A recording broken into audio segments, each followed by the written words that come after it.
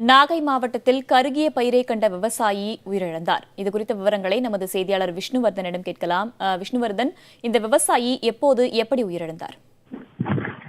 அதாவது நாகை மாவட்டத்தில் தொடர்ச்சி ஆண்டுகளாக குறுவை சாகுபடி பொய்த்து போன குறும்போட சம்பா சாகுபடி இப்ப செய்துட்டு வந்தாங்க.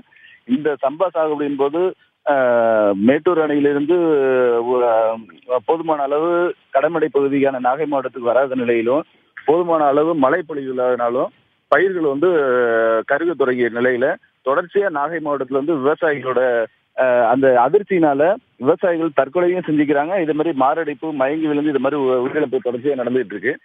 இது மாதிரி இன்னைக்கு பாத்தீங்கன்னா இந்த ஆலியூர் அருகே உள்ள கடம்பரை வாழ்க்கையில பெண் விவசாயி சரோஜாங்கிற பெண் விவசாயி வயலுக்கு போயிட்டு அந்த கருகிய பயிரை பார்த்து மயங்கி இருக்காங்க. மயங்கி விழுந்ததுல இந்த விவசாயி உயிரிழந்ததா உறவினர்கள் தெரிவிச்சிருக்காங்க.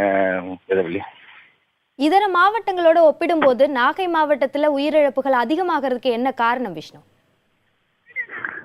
அதாவது நாகை மாவட்டம் கடைமடை மாவட்டமா இருக்கு. இது வெள்ளத்தினாலும் பாதிக்கப்படும், வறட்சியாலும் பாதிக்கக்கூடிய ஒரு மாவட்டமா இருக்கு.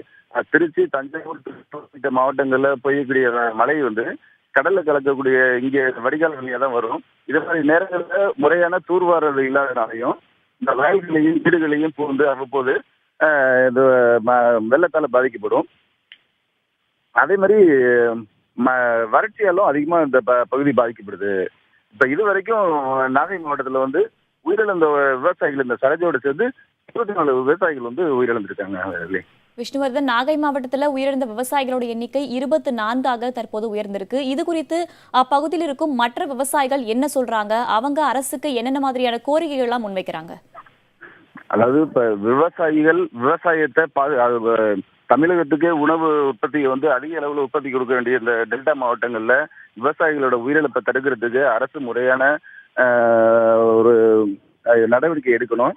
அதே மாதிரி உயிரிழந்த விவசாயிகள் குடும்பத்திற்கு உடனடியாக நிவாரணம் வழங்கணும். உயிரிழந்த விவசாயிகளோட குடும்பத்துக்கு அரசு வேலை வழங்கணும். இது மாதிரி இந்த கோரிக்கையை விடுக்கிறாங்க.